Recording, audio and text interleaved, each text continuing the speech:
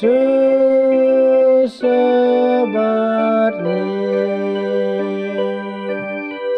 kum ngia ula pun lakha Maria te soti Watra Jesu tu sabat ni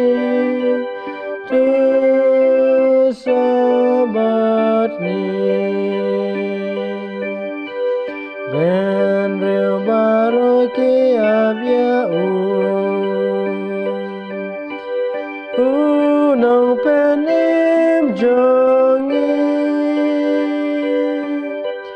Watra Jesu tu sabat ni tu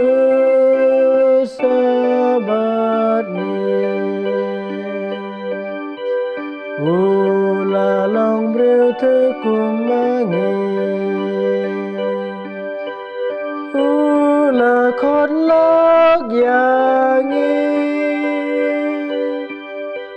Watra Jesu tu sabat ni tu sabat ni yang hadu jing